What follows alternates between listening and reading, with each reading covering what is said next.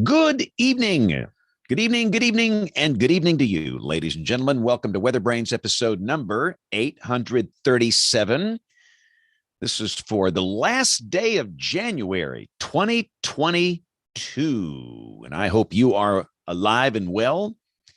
Had a good day. Hope you've had a good month because we're about to start a new one tomorrow. And for those that don't know, this is the pre-show, that magical, marvelous, amazing time where we share boring personal stories, humorous anecdotes, and from time to time, we say outrageous things. But mostly we get the guest online here, get the regulars, get the embed code going. You know the deal here. So let me knock out some of this stuff real quick. Let's get the embed code. And that enables us to go on television. For those that don't know, we are on local TV in this market on our digital weather channels. And a lot of people do watch that. We got to be sure that that's all set. And then we get to invite our guests and our regulars and get everybody on here. I think we're hitting about right on time. So let's see who we can find tonight. I think most everybody's going to be here tonight.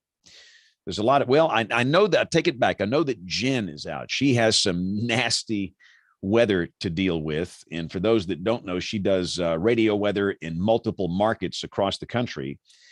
And it is a very busy time. I will tell you that. So I think we got everybody on here. So they'll start showing up here in just a second. I know I do weather on about 24 commercial radio stations. Jen has more than that. And mine are mostly focused here in my home market, but I do have some in Texas and Missouri. And I've got, in fact, my Missouri station, that cluster up there, they're going to deal with a lot of ice on after midnight, Wednesday night and Thursday. They're under a winter storm watch, and it's going to be a mess. But I've just got one station in that mess, and she's got a bunch of them. So she will be out tonight, but I think everybody else is going to be around. So we had the big blizzard up in the Northeast over the weekend. That was a hoot. I probably got more pictures and video from that storm in the Northeast than any other in recent memory. And they were really just excellent.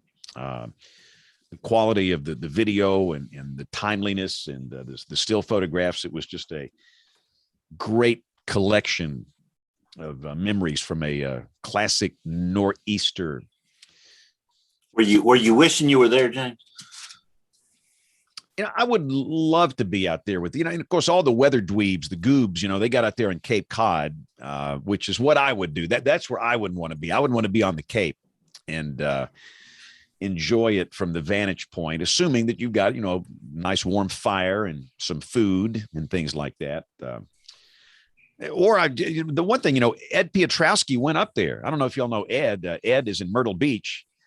And he works for our company, and he went up. I don't know how that worked. I don't know if he just did it on his own or if they sent him up there, but he went to Boston, and he showed some amazing video from Boston Common. And I would love to walk through the Common with all that snow on the ground. It was just beautiful. I'd love to go to the north end of Boston with the snow on the ground and just think any of the Italian restaurants were open. Oh yeah, you know they were open. They ran the subway and the buses and everything. Oh yeah, man. Come on. No big deal. 2 feet of snow. The Red Sox could have played probably. No big deal. You just carry on. All right, Kim, you got your guest taken care of. I sent her the invite, so she should be good. All right. Neil, are you in Florida or points unknown? Trying to get my Bluetooth connected into my headphones unsuccessfully. I'm currently in North Carolina. NC, okay. So guess what I get to do Wednesday morning? I get to get a colonoscopy. Oh boy. See, I'm the only guy old enough on this show that has to do this. I've already had But- 2, so don't tell me. Every 5 years that they send you in there for these things. And if you've never had one of these, the procedure itself is no big deal. I mean, you go in there, that's you're knocked out. You don't know, but the night before, it's a hoot. Yeah. I thought they come so- up with a pill or something that would just do that for you, but you have to drink this mess. Oh, It's it terrible. is nasty. It is just nasty. And so I'm going to be working from home. I told my friends here, look, I'm not going to do this to you. I mean, I'm going to be in my own little world, and you will not be exposed to that whole situation. So anyway, that's my excitement for the week.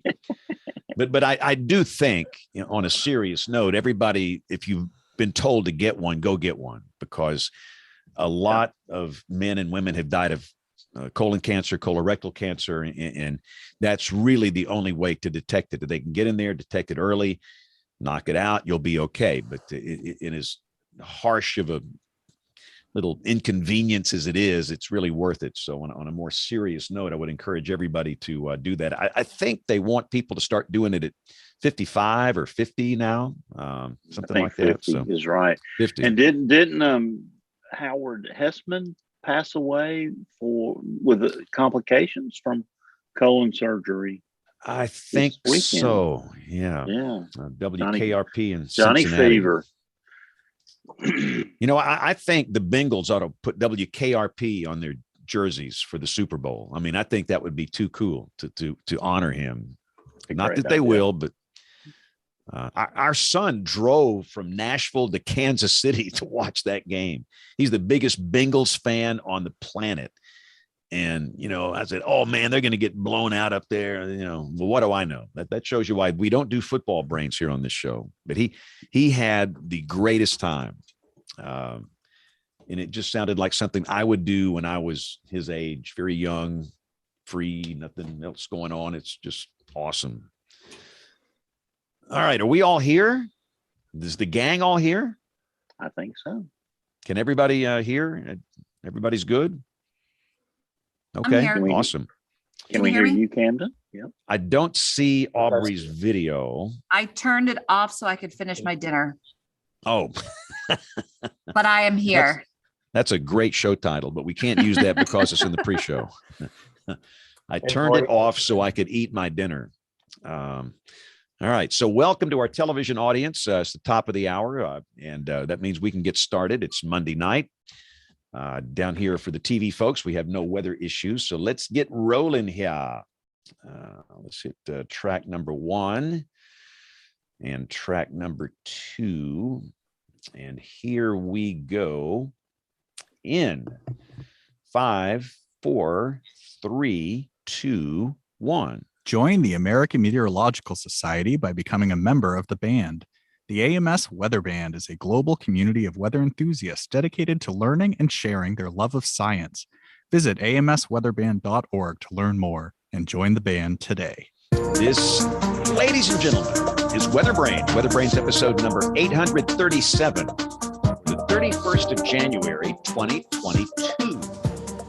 And we are so glad you are with us because the weather is so interesting and active this time of the year. Troy, you digging a hole down there in Austin? Are you getting set for a little repeat of last year? No, it's not going to be that. No repeat of last year. That's not even. I'm not even mentioning last year. I think people can figure that out, that it's not going to be bad as last year. That's one of my little pet peeves. But maybe a little bit of light ice accumulation around here by the time we get to, I think, Thursday morning into Thursday midday, something like that. So we'll see how it works out. Just noticing just now, after rather dry, and Rick can tell you about some of this, but after rather dry weather for the last couple of months, today at Austin Bergstrom International Airport, we're up to 3.81 inches of rain for the day. That's out at Bergstrom, and about, let's see, 161 out at Camp Mabry, which is our in-city site. And both those are brand new rainfall records for the day. That's rainfall we desperately needed. Very beneficial rains across the area. I'm not off on the flash flood kick at this point. I think it's beneficial rainfall, and for the most part is soaking in. And as long as people use common sense, like I say, which is something in short quantity these days, but nevertheless, people use common sense, then they can avoid low water crossings, things like that. There's no doubt about it. Very beneficial rainfall across South Central Texas today, James. Yep. Watch that upper low spinning away like a pinwheel out there, producing all that rain, and ultimately we'll deal with it here. Yep. Aubrey, what's for dinner this evening? I'm curious now. I had a pot roast. Ooh, and some that vegetables sounds so good. that I sounds so good. made over the weekend. I think it was probably my best cooked pot roast. Oh, so good. It was very tender. See, the deal is most of us, not all of us, but most of us are working the night shift here. So we have to slip in dinner when we can. So Aubrey was enjoying her pot roast during the pre-show when she had her camera turned off. Camera turned off though. Yeah. And so all of us were, what is she eating? What is the deal here? So that really sounds good. Well, so you're kind of might have a little ice later this week, huh? Looking for rain for us. Rain. So Okay. it depends on what happens on the back edge, but right now I'm looking at rain, which would be nice to melt away a lot of the dirty snow. But we still have so many snow mounds around. Of course, it's going to lead to some localized flooding in some areas. So, but this is actually our first real warm front since, I guess, December, since we've had this pattern flip, a real warm front, not just 30 compared to 14. So we'll be above freezing as we get into the rest of the week. So try to get rid of some of the dirty snow. Okay. Nobody likes dirty snow. And we should mention too, of course, Aubrey's in Harrisonburg, Virginia. Jennifer Naramore, Jen she does radio all over the country. She has so many stations in the middle of this new winter storm that she just has to focus on that. So she is not on tonight. She will have This Week in Tornado History. But let's go to Dr. Neil Jacobs, who is our East Coast correspondent tonight. Dr. Jacobs, how are you, sir? How's life? It's good. How's your voice? How's your health? It's coming back. I'm not 100%, but I'm definitely over the worst of it, which coincided with AMS. So, yeah, I mean, we had 2 snows back to back, totaling probably 6 millimeters combined, which was enough to shut down the schools. And sure. Now it's just kind of clear and cold, and it looks like a couple of bouts of rain, but I'm not sure we're going to get any snow in the next few weeks. Well, that's probably a good thing. For some people, they're already tired of it. Let's go to our Oklahoma correspondents. I guess we'll start with Kim. Kim and Rick, how far apart are you two? Just out of curiosity, about how many miles? What would you say, Rick? About 5, 6? Yeah, maybe as the crow flies. Before I moved, we were much closer. We were just down Tecumseh Road from each other there. But I don't know. I'm down near the casino down near Newcastle now, so it may be a little further. Yeah, you're probably more like 10 now. Yeah. Anyway, not far. So who gets the most snow and ice between you two? It's probably a tie. I want a pinpoint forecast. I'm closer to I-44 than she is, and that's our weather maker around here is I-44. So that's always the dividing line or the path the tornadoes follow or whatever. Yeah. Right, what happened? What did weather do before the interstates were built? I hear that all over the country. Yeah. Here it's Interstate 59. Up north it's Interstate 70. I mean, how did weather know what to do before interstates were built? I mean, I just don't understand. Exactly. You think they laid it out that way, James, so that we could use it as meteorologists? I kind of don't think they had that in mind. I don't know. What were you going to say, Kim? I mean, it really is the question, and I'm kind of surprised that Rick moved down to Newcastle, having heard everything that we heard when we held a town hall meeting in several different communities around Norman to try to understand place-based perceptions of tornado risk. Newcastle was one of those places, and people there very much felt that I-44 presence and just there not being any urban area in front of them before the storms would hit them, very vulnerable because of that. So you're braving it down in Newcastle, Rick. My wife moved here and I came with her, so that's basically what happened. That is our first show title There you potential go. for tonight. It does feel more vulnerable down here. I mean, there is nothing. I don't know. It's kind of silly in a way, but kind of not silly in a way. Yeah, but I'm well aware of. I live in the breeding ground now of all the more tornadoes, so I'll have to deal with it. All right, so let's shift from tornado climatology in Oklahoma to Bill Murray, who will kind of set up the show tonight. Bill, how are you? Yeah, doing good, James. Doing good. Just glad to have some spring-like feeling weather here today. It kind of had a little touch of that. Got to go down by Protective Stadium and see all the USFL logos, James. That brought back some memories there on the banners at the stadium. So we'll have while we're doing football brains, it's odd. You know, there's a new spring football league that's not really a new spring football league, a pro league called the USFL, the United States. What is it? United States Football League. Yeah. Football League. Okay. So the USFL was a big deal back in the 80s. It did very well. And it didn't last. And they're bringing it back. I think it's Fox and NBC are bringing it back. And this year, every team will play their home games in Birmingham at one of the two big stadiums here. And I don't know why that is, but anyway, I have very fond memories of the USFL and back in the 80s, and it was a very interesting league. So we'll see how it goes. But no football brains. We're doing weather brains tonight. Mainly a made-for-television league, but it'll be fun to have them in town for 43 games. So looking forward to that. But tonight, James, I want to introduce Camden Walker, a friend of the show, who's been with us before. He's meteorologist and lead engagement person for the Capital Weather Gang. And he has a new app that after the recorded segments, he'll tell us all about tonight. Camden, welcome to the show. Thank you so much. Very happy to be here, and happy 16th birthday to the show. Oh my goodness. That's true. That's true. Be the birthday. Yes, it is, because we started at the end of January in 2006.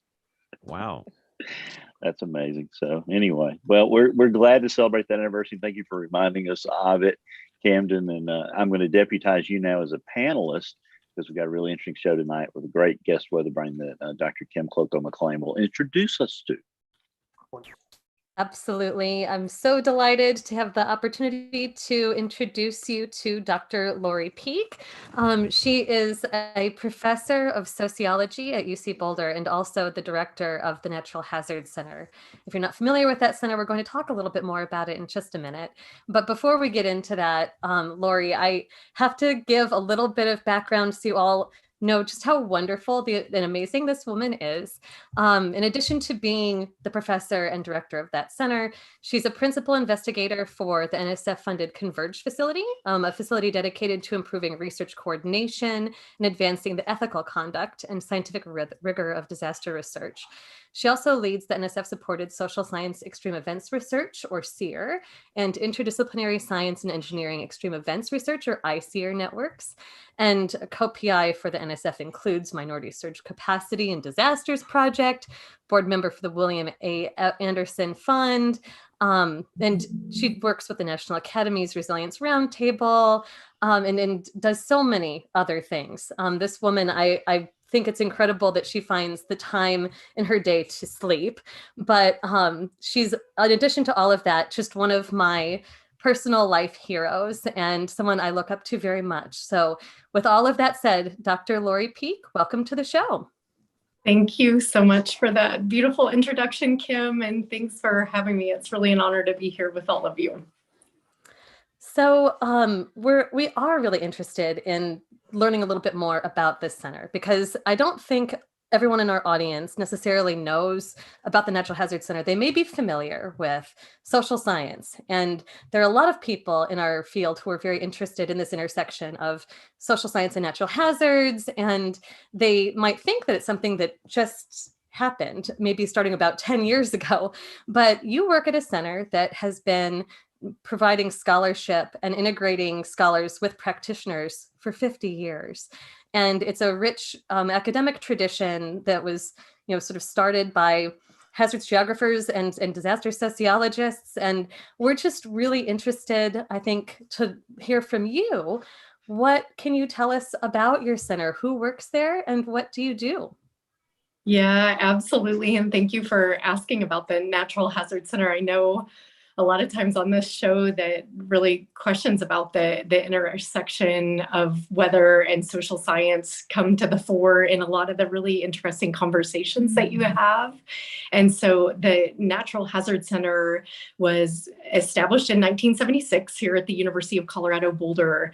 And it actually is one of the nation's oldest social science-led hazards and disaster research centers. And so the Natural Hazard Center was established by the esteemed geographer Gilbert White, who is widely known as the father of floodplain management and was a preeminent geographer. And the Hazard Center was actually established back in 1976 following the publication of the first assessment of natural hazards in the United States. And one of the key findings and recommendations that came out of that first assessment was that the nation needs an information clearinghouse for the societal dimensions of hazards and disasters. And that information clearinghouse would be dedicated to linking research, practice, and policy communities. And so that's really why the Hazard Center was established back in the mid 1970s. And to date, that's really at the core of our mission, that the Hazard Center really is dedicated to building those bridges between research, practice, and policy communities, to advancing new social science and interdisciplinary knowledge, to making sure that we're training and mentoring a diverse next generation of hazards and disaster researchers and practitioners, and then also that we're translating that large body of academic social science research that's out there and making sure that we're getting it into the hands of the people on the ground who can actually use that great social science work. And so that's what we're about and what we do. And I joined the Natural Hazard Center as the director in 2017, but I actually was a graduate student there from 1999 to 2005. And that's where I was trained as a sociologist, but also became a disaster researcher. So a long history there and a deep love for the Natural Hazard Center. Yeah, and you got to work as a graduate student with a name that I believe is familiar to a lot of our panelists, certainly, and maybe quite a bit of our audience, but Dr. Dennis Milletti, right? Yes, Dennis was actually my dissertation advisor, and is an extraordinary risk communication expert. And so a lot of the, again, topics that come up on this show related to risk perception and warnings and alerts, and how do we get our message across to an increasingly diverse public. That is really what Dennis dedicated a large portion of his career to. And we very sadly lost Dennis almost exactly a year ago to complications from COVID-19. And so that was a huge loss to our hazards and disaster community, but he left this incredible legacy that really shapes what we know about warnings and alerts, and how we have been able to improve our messages over the years to the American public and really to people around the world. So it was an honor to study with him and to learn from him, and we miss him deeply.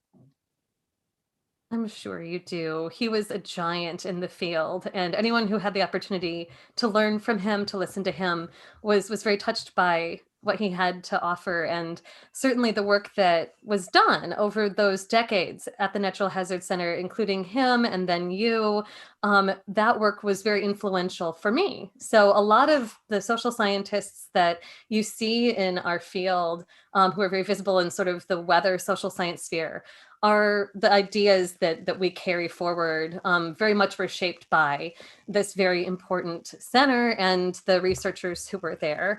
So just if you want to dig more into the history, I absolutely encourage you to do it. I'll ask you one more question, Lori, about the Natural Hazard Center, because it's something I want to loop back to. But in talking with you, you mentioned that you have 4 pillars under which the Hazard Center functions. And one of them is this interest in interdisciplinary research and fostering it. And there's an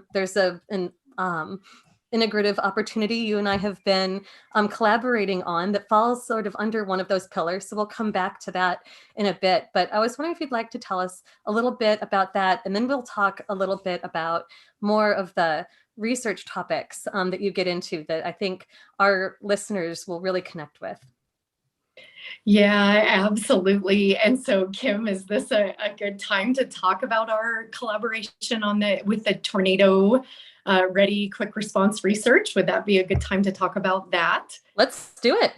Okay, well, and I hope you're going to join me in explaining this. So I'll give a bit of the history and the background. So actually, I just want to say to the WeatherBrains on here and just how much I love this show. And over the weekend, Kim had encouraged me to listen to the recent one that you did after the just really heartbreaking December tornado outbreak in the southern and central United States.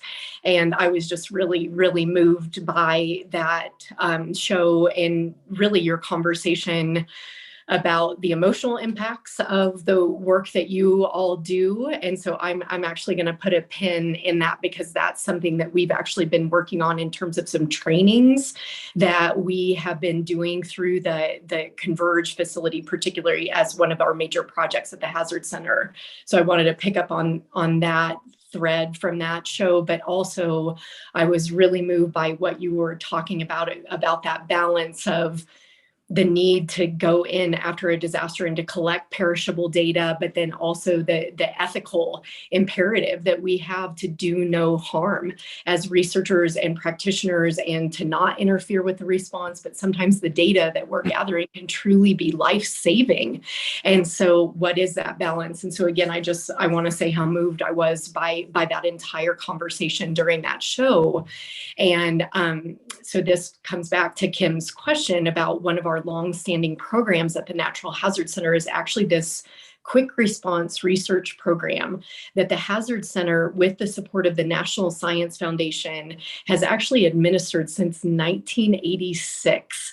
And we have published over 330 of these quick response research reports where the center is able to quickly review award proposals and then to support researchers to go out into the field to collect perishable data.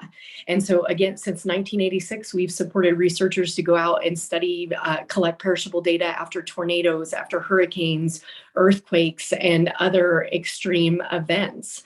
And a couple of years ago, we had this opportunity to create sort of a sister program to the Quick Response Research Program, thanks to Gina Esco and Kim McLean and Castle Williams and the NOAA team came together with the National Science Foundation and the Hazard Center. And so we now have this weather ready research program. And we've already done 2 special calls through that program.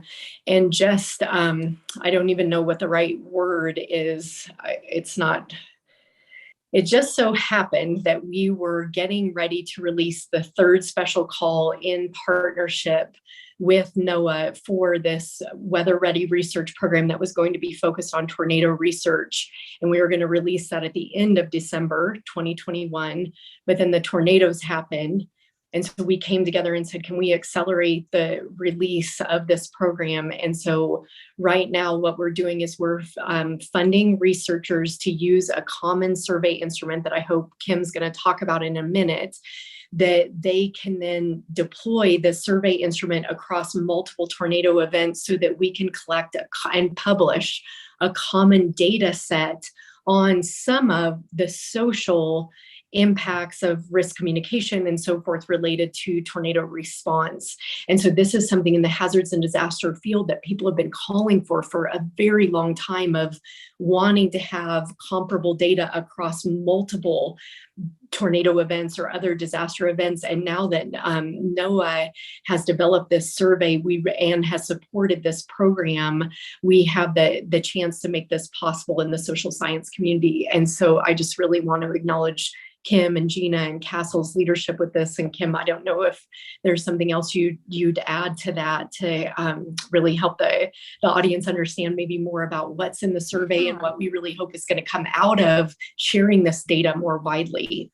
Sure. Well, the first thing I'll point out is just to circle back to the Quick Response Grants Program. I met several of the people who are the hosts of this show when I was a graduate student, and I got a Quick Response Grant from your center to go study the April 27th, 2011 tornado outbreak. That's how I got to Alabama and met James Spann on the ground and met Bill Murray as he, ferried me around. And I learned what an amazing historian he is. And, we had an opportunity to share. And all of that happened because you put me into the field.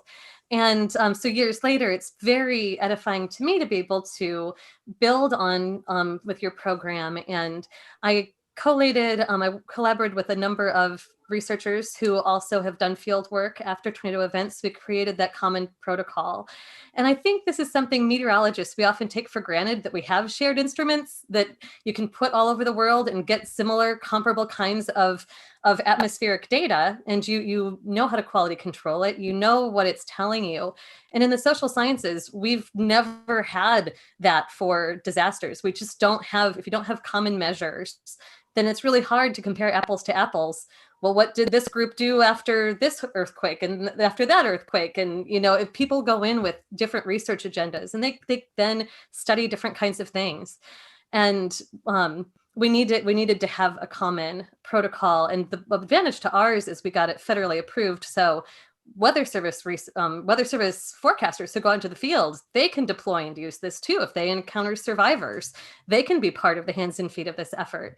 And we can learn so much more than what we have now. Right now, most of what we have to go on is anecdata and what people do in only the worst events that occur. And that is a really limited basis upon which to form all of our risk communication policy and to evaluate our progress over time. So we're really excited to start out this year, have sort of the year of the tornado for this program. And thank you, Lori, for that wonderful overview of it and for being a great collaborator. We came to her with just this seedling of an idea years ago, and she was so enthusiastic and just said, let's do it. I have the Converge facility. I have the social science network. We can engage on this, and really made it happen. So with that, I want to transition a little bit into our wheelhouse, especially in the meteorological community. One of the things that we're thinking about right now, because it's a big administration priority, is equity. And traditionally in the social sciences and meteorology, we tend to focus on the pre-event phase because that's where the forecast happens. So we think about our influence is really happening maybe ahead of the event and maybe during the event. And we kind of see it stopping there. But I think equity opens the door for us to think about recovery too, because it's really in how we respond and then, understand what, has happened to the communities that we serve, and then make adjustments that we set up for what will be the outcomes of the next event. I'm wondering, Lori, you have done so much work in the issue of equity. So what have we learned about equity in disasters, and how should that be shaping our moment? Yeah, that is such a big question. And I have to start by thank you for that question, and thank you for bringing in the conversation. And you are right that the current administration has really made equity a priority and has invited our federal agencies to read our different policies through an equity lens. But to answer your question, I think, again, we have to flip it on its head, because I think we have learned far more over the years about inequity and social and economic inequalities and how that shapes pre and during and post disaster outcomes.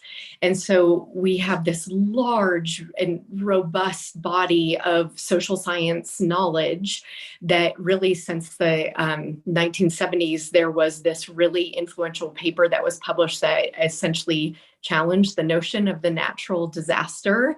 And so the broadcast meteorologists on here, a lot of times when I've talked to journalists and others, they say, what do you mean we're not supposed to use the term natural disaster? How else can we talk about the forces of nature that we're covering and so forth? But in the 1970s, this whole body of what's now really referred to as the social vulnerability literature emerged. And this paper that was making this case about there being no such thing as a natural disaster would acknowledge that, of course, there are natural hazards. Of course, there are tornadoes and hurricanes and earthquakes and so forth. But a disaster occurs when that natural hazard collides with a vulnerable built environment and a vulnerable human environment.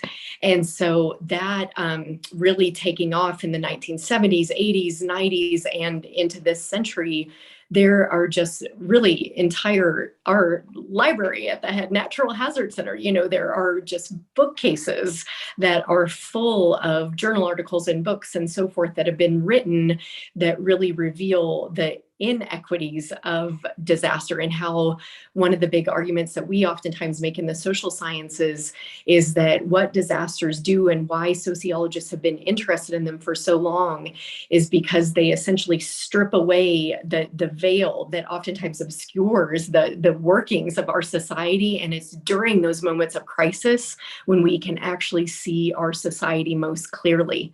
And so we can see racism and classism and sexism, and we can see those fault lines that run through our society during non-disaster times. It's during those moments of disaster that oftentimes those fault lines become most clear.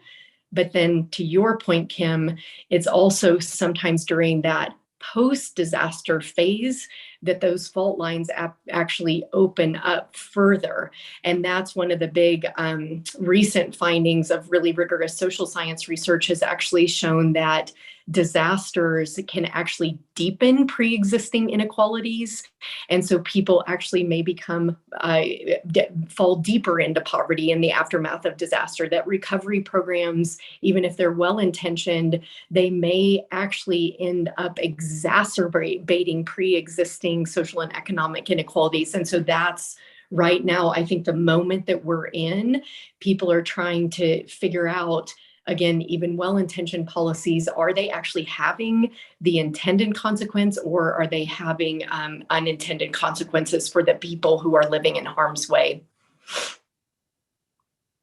That's really a wonderful overview. And I think it's really important for us to think about, because agencies like the National Weather Service are being asked to grapple with this. And I saw at AMS, the American Meteorological Society's annual meeting, it was last week, and every talk that was given by somebody from the National Weather Service, they pulled up the CDC's Social Vulnerability Index. It's this map, sort of county-based map of the whole United States with an estimate of, to what degree is there social vulnerability in this place. And it at least gives a sense, right? It's a compilation of many different kinds of factors, but it gives you a sense of, hey, if a natural hazard hits this place, you might have more problems. And I'm wondering, as other federal agencies are grappling with this, what is going on in conversations with equity and policy? What is going on in that space? I think you were part of a hearing on this issue, a congressional hearing, and that was something that we saw, and that was actually after that appearance that I wanted to invite you onto this show. So I think that there are a lot of people who are really interested in, where does the rubber meet the road here? What can we do to make this better from a federal perspective? And then I'm sure people would be interested in just thinking through, what are some of the ways we can try to turn this on its head and promote equity, and instead of the inequity that disasters reveal. Yeah, thank you. And I'm so glad to hear that the CDC's Social Vulnerability Index, which is free, it's available online, that it really was being referenced at the AMS meetings and elsewhere in the weather community. And so, as Kim noted, the CDC's Social Vulnerability Index, it uses US Census data, and there are essentially 15 different potential vulnerability indicators that are included in the Social Vulnerability Index that are related to things related to, for example, race and ethnic status, English language capabilities, household structure, and a variety of other variables drawing on the census data. And as Kim said, the social vulnerability index, it is a really powerful tool, because what it does is it takes that census data, but then you can look at it in a map form. So you might be able to see, are there so-called social vulnerability hotspots where there are large numbers of people who may have some of these potential vulnerability indicators. And so that might help us to know, for example, if we're trying to craft message, if we're trying to craft a message for a county or for a census tract that has a high percentage of people who do not speak English as their primary language, the CDC's social vulnerability index can really help us to know this is a place in the community I'm serving or the state where I'm working where we really may need to be thinking about our messaging and ensuring that it's in multiple different languages. And so again, the CDC Social Vulnerability Index, or the SOV, the Susan Cutter and her team at the University of South Carolina and Melanie Gall at Arizona State University, they lead SOV, is a similar, a precursor actually to the CDC Social Vulnerability Index, that these are really important tools for us to be aware of. But I think in these equity conversations, then the question becomes, are we really talking about equity, or are we actually still trying to understand vulnerability? And are we trying to understand where are there vulnerable people, potentially vulnerable people in our communities? Where are there vulnerable, where is there vulnerable infrastructure? So mobile homes that might be especially vulnerable in a tornado, or other forms of infrastructure that we need to think about. So again, I think these tools can help us to start thinking about the places where we live, the people who are in those places, but then to get to that equity piece, that's like a whole other, that moves into the policy making space of how are we actually thinking about getting resources and ensuring we're allocating resources in ways that recognize these inequities. And so that's what this hearing really was all about, was trying to figure out sort of how does our policy apparatus meet with what our science has taught us about the vulnerability of people and infrastructure in this nation. And as my mother-in-law, who very kindly watched the entire hearing with my husband, she said, "Lori, that was really interesting, but what do you think is going to come out of that?" And I think that's the whole question, right? So we know about these inequalities. We know that in the 1993 Chicago heat wave, that nearly 70% of the people who died in that heat wave were over 65 years of age. We know that in Hurricane Katrina, about 65% of the people who died in Katrina were over 65 years of age. We know these things, that older adults are more vulnerable in particular disaster types in our nation. We know that racial and ethnic minorities have suffered disproportionate disaster losses and experienced disproportionate death in disasters. So we know these things from empirical case studies of a number of disasters. Where I think we're going is trying to figure out, again, how does the policy that is in place, how can it make a difference in changing those outcomes? That's wonderful. I mean, that's really where we need to go. And it's the difficult leap. I honestly feel that tension anytime the physical science community and meteorology turns to us in the social sciences and says, okay, so tell me how to save lives now. And it's exactly that connection that they're asking us to make. And it's difficult. I mean, the first thing we have to do is get that handle on what are the gaps, where are things breaking. And for some particular kinds of problems, that research is still going on in some detail. But these big picture items, we definitely do know. I thought it was so interesting that in that hearing and following it, there was a conversation about, for the first time ever, trying to track who receives FEMA post-disaster dollars, recovery dollars, and what are the sociodemographics of that, and try to understand, the way that we even set these things up to apply for them. You have to have some degree of expertise and free time and the sheer accessibility of federal grant funds is a function of your vulnerability. And sometimes if you don't own your home, you can't apply for certain kinds of relief, and it goes on and on.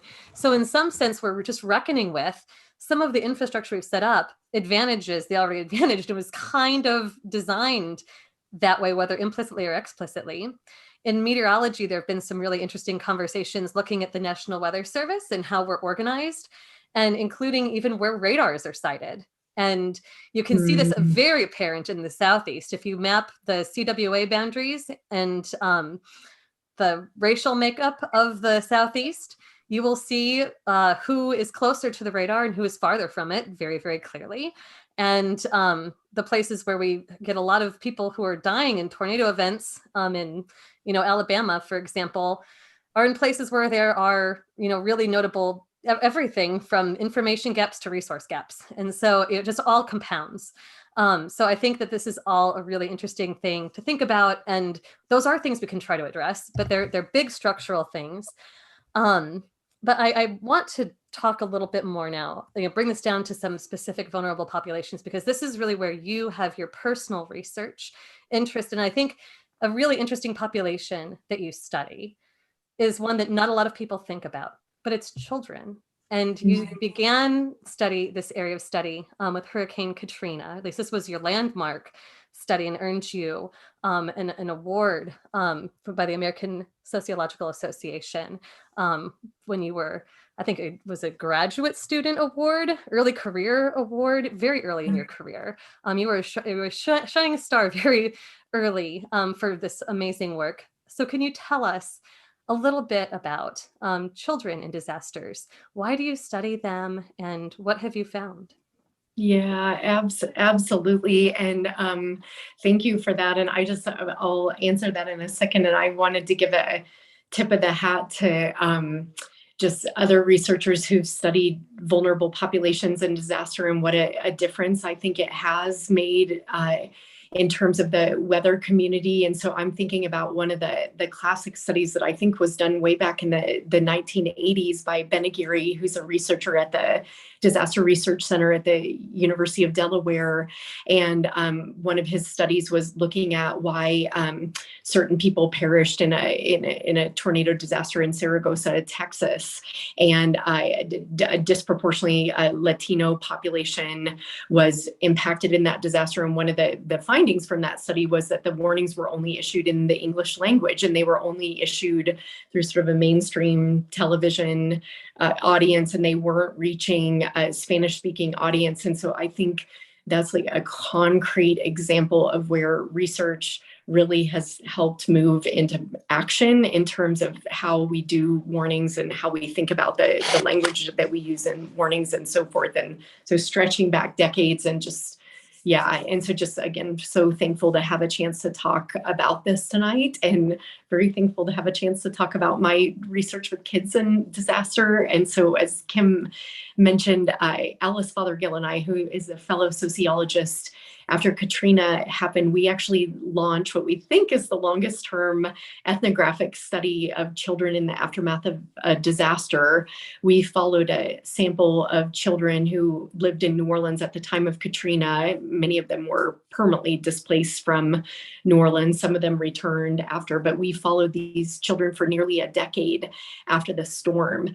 And we, in our book, Children of Katrina, we trace the experiences of these children and look at what influenced their recovery trajectories. And one of the things, whenever I talk about this research with children in disasters, I always say is that nearly a quarter of our population here in the United States are children. But think about where we work, think about the places where decisions are being made. young people under the age of 18 are rarely in the room with us when those decisions are being made that have profound impacts on their lives and their livelihoods. And so children have really been an overlooked population in the weather community. They've been overlooked in the social science disaster research literature. And so Alice and I were really committed to hearing directly from children. And so we interviewed children, we observed children in schools and in their homes, in recovery centers. And we followed these children and really watched them grow over the many years after Katrina to try to learn about what influenced their recovery and shape their recovery trajectories after the storm. So you did that for Katrina, and you've also done similar research for a number of other disasters, right? Yeah, so really this broader commitment to listening to children and hearing children's voices, this has really brought me to many different locations across the United States and even to New Zealand after the earthquake, where I had the chance to learn from kids there and the sorts of things that kids do. And so one of the big things from the start with this research, but something that's really over time I've grown more and more interested in, is not just the ways that children are vulnerable, because children are vulnerable. Children are physically vulnerable to disasters. They're vulnerable in terms of having their education disrupted. Look at what's happening during the pandemic right now. We need to say no further about that. So children are vulnerable in particular kinds of ways to disaster, but children also have incredible capacities, and they have such an opportunity to make a difference in their families, in their schools, and in their communities. And so, but again, because children are so oftentimes overlooked or literally put to the side in a disaster, all too often we haven't acknowledged their power and their capabilities as risk communicators, as change makers, as volunteers. And so that's really been one of the big things that I've done more recently in my research, is looking at kids' contributions in disaster and what kids can do and what kids oftentimes want to do in a disaster, but sometimes they run into a wall and aren't able to contribute. And so just to give some concrete examples of this, after Katrina, some of my grad students and we actually did an analysis of coverage of ways that children outside of the disaster zone contributed. And we found, not only did kids raise money, they came in, they donated volunteer hours, they raised all kinds of goods to go to fellow kids, they helped kids in receiving communities. And so when we really stop and start paying attention to the different things that children and youth are doing in a disaster, I think when we pay attention to that, there's a real potential for us to harness the power and the potential of children. And I think thinking about weather and risk communication, I know on that tornado episode that you had a couple of weeks ago, you had a young university student on there.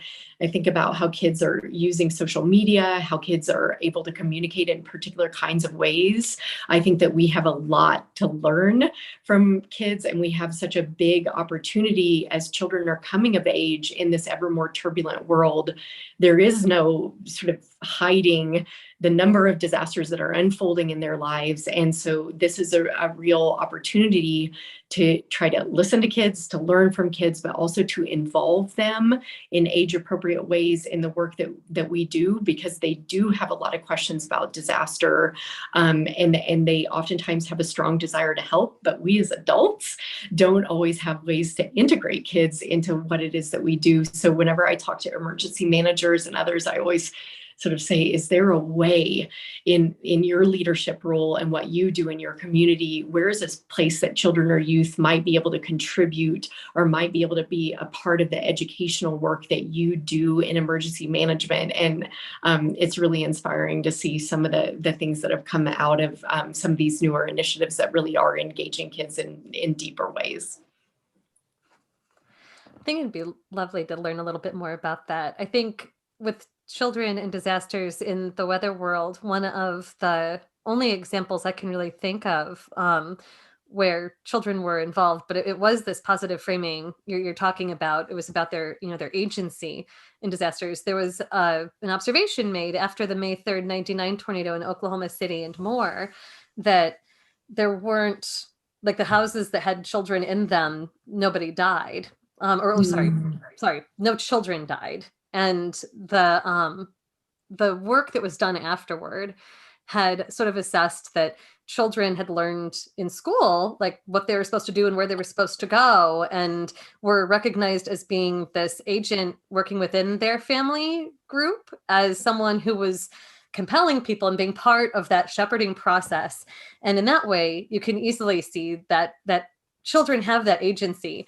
And it's it can be really easy. Now, being a parent of small children, it can be difficult to make space for them to help, because you feel like you have this plan, you know how everything's supposed to be done. My 3-year-old has learned, she really likes to try to help clean. And my husband recently adjusted our Swiffer to be her size.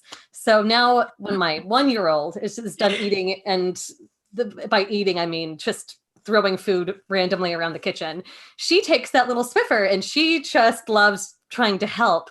And it's easy as a parent to look at that and feel like, oh, sweetie, let me just do it, and to think of it as, I want to just get this done. I need this cleaned. You're helping, but you're not really helping. But the thing is that children can serve also vital roles, and that are unique. And involving them is probably important for their emotional and mental well-being at a certain point. I've wondered that about the COVID pandemic, and I know that this would get us into COVID brains a little bit.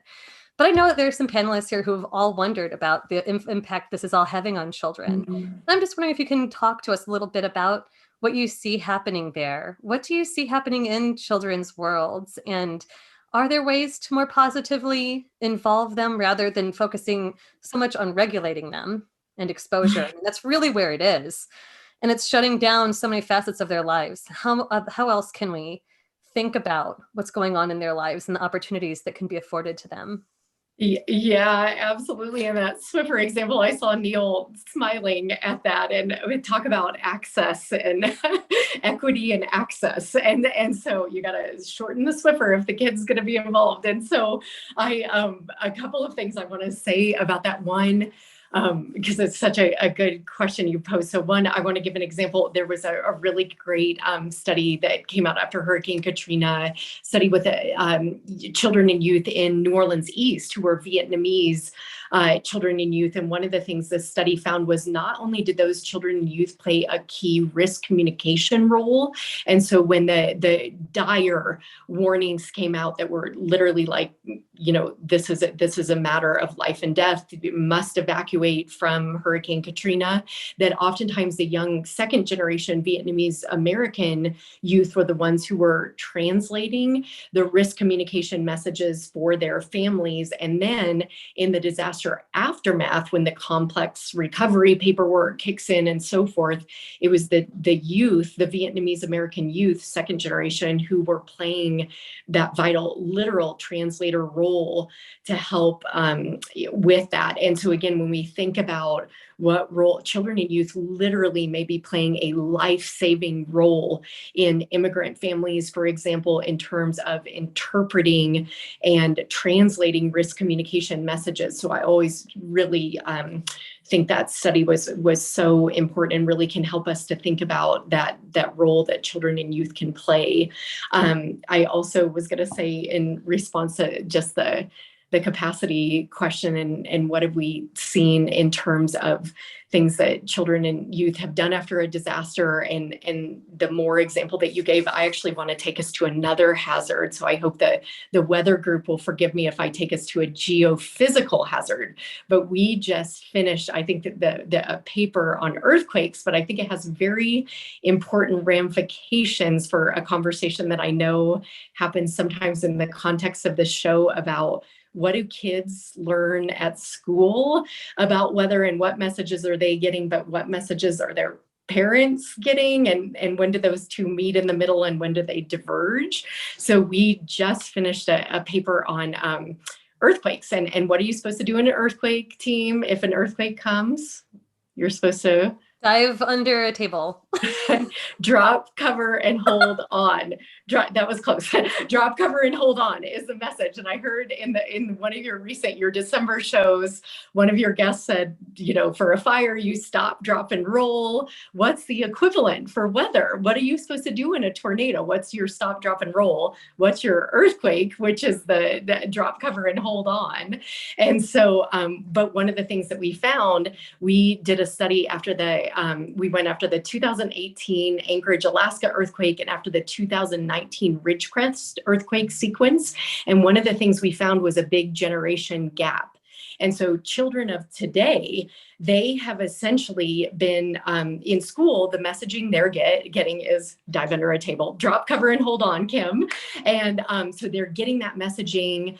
But what we learned when we got on the ground after the earthquakes is oftentimes the adults who'd been raised a generation before, they were told, get in a door frame, run out of the building, get beside a desk, not do that drop, cover, and hold on. And so there was actually this contradictory risk messaging that was going on between the adults and between the children.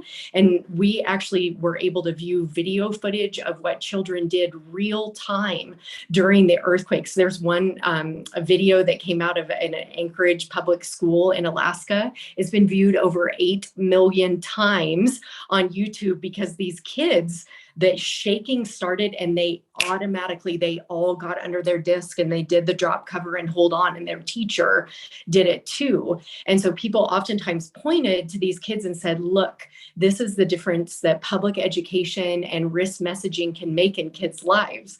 But then again, when we got on the ground, we really learned about this generation gap where the adults were admitting to us and saying, my kids did what they were supposed to do in the earthquakes, and the kids were the ones like getting under the table, and we were standing there freezing and not knowing what to do. Or sometimes parents would admit to us that they grabbed their kids and would run out of the house. And so I think this again has important ramifications for us to think about what is the messaging that children are getting today about what to do in a tornado, or how about the turnaround and don't drown? What kind of messaging are kids getting? I know James goes into schools all the time.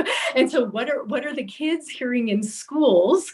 But what messages were the parents raised with? And are they getting the same messaging? Are kids actually bringing what they're learning in schools home? Because that's another thing in the literature that it's not quite clear. We want to believe the kids are getting that, like, mom, don't smoke, mom, wear your seatbelt, and then they're translating it to the parents. But we're not always sure in the disaster realm that transferring of risk information in public education actually is happening. And so I think this is a real place out there to the social scientists listening who want to partner. I think this is a really important area for future research, because we do need to know more about what's happening in households, what's happening in schools, what are the messages that are being conveyed, and how are they being translated across generations. Because this is a matter of life and death. You all know this. This is a literal matter of life and death. Who's getting the message, who's hearing the message, but then who has the power to act in response to the message. So even if the kids hear the turnaround, don't drown at school, they're not the ones driving the car. Their parents are driving the car.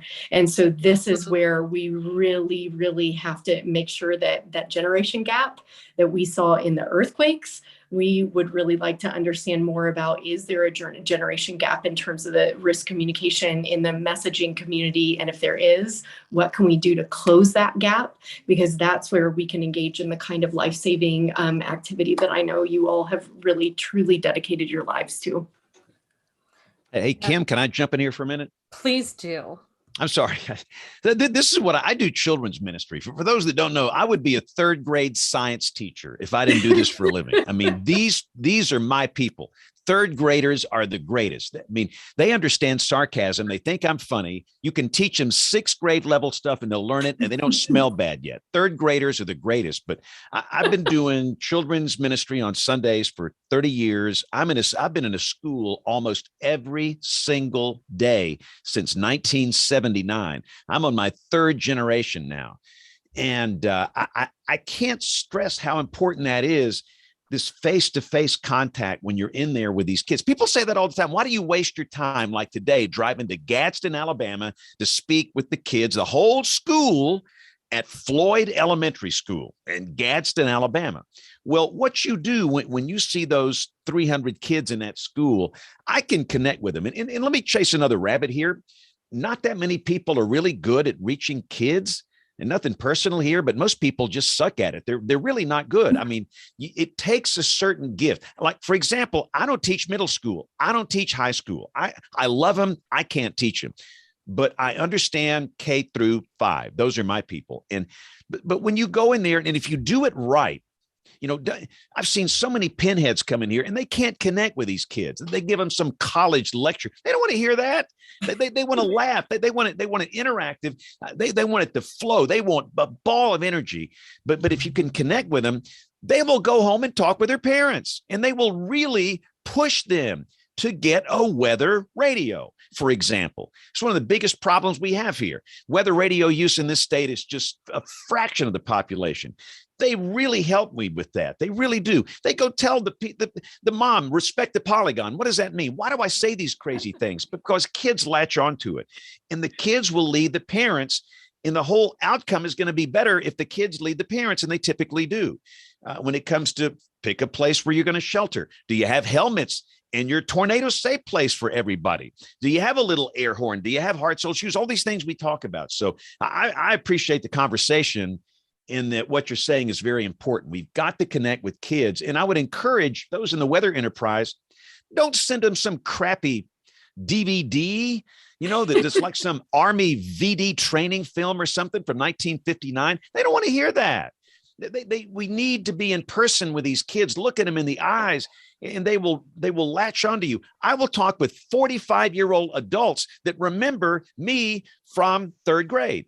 And not that I'm that good, but I'm a passionate person, and I love connecting with kids, and I love teaching them how to be safe and how to talk with their parents about it. So anyway, I'm just saying thanks for the conversation. This is an important topic, and it reaches me in my heart here. So thank you.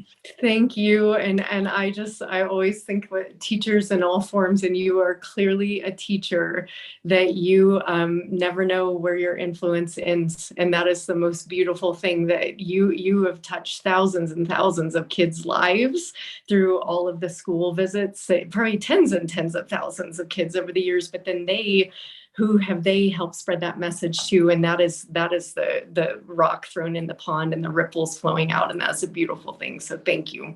Yeah. And it's like like today, 300 kids in a school, you're going to reach thousands of people, from the kids going to talk with their parents, their grandparents, their friends. It multiplies. And if you do this every single day, you reach all these people. And then everybody in the weather enterprise, they always say the same, well, I don't have time to do that. Well, I don't either. I mean, I challenge everybody to look what I do in a day. I don't have time to do that, but I make time because it's our job is to mitigate loss of life during severe weather. And where I live down here, it's tornadoes. And you've got to be in these schools every day to start that process. And it's really important. So I totally agree. And I would challenge everybody here to consider getting involved. And again, not everybody's gifted to be in a school and to do that. Maybe your gift is to teach high school kids. I suck at that. I'm horrible. Like I go into a high school and they're watching TikTok videos, and I can't break them away from that phone watching the TikToks. Hey, what are you doing here? What's the matter with you people? But there are those that are gifted to teach high school kids and middle school kids. In pre-K, I'm horrible with pre-K. Oh, they need that little sweet voice, hello, friends. I can't do that. I am a K through 5 guy. So pick your sweet spot and just go do it. Even if you're not, I don't get paid to do that. I get cakes. I mean, it's great, man. I get so many cakes. It's like awesome. But just consider taking a little time that maybe you're spending on yourself and go invest it in these kids' lives, and it will make a huge difference the next time we have tornadoes flying around here. So anyway, I'm done. Sorry, Kim. I became unhinged. I'm sorry. And Lori, I wanted to say thank you for pointing out that kids are so important, because when I was, 10 years old and petrified of the weather, one day we left downtown Birmingham, heading north on US 31, and on the radio they come on and say there's a tornado on the ground in Fultondale, which is right where we're heading. And my mother is, hell bent on getting to the beauty shop. And I mean, we drove right through the damaged path with wires and glass. And I swore then I would never trust this woman again in my entire life with weather, because she just added to my anxiety level to an amazing thing that the April 3rd, 1974 outbreak finally broke. But I think that's a great point. I'm glad you said that, because I can remember being, petrified of the weather and getting no help from my parents, unfortunately. And Kim, if you wanted to wonder why more kids were named James in 2020, I think you just saw the answer in Alabama, at least. I shared a map with the fellow WeatherBrains crew, and the map was of the most common names for boys and girls in 2020, and all across the country it's Liam's, except for Alabama it's James. Hey, the only state in the country for which that was true. Like, I wonder what's going on here, guys. I don't know. So I don't know.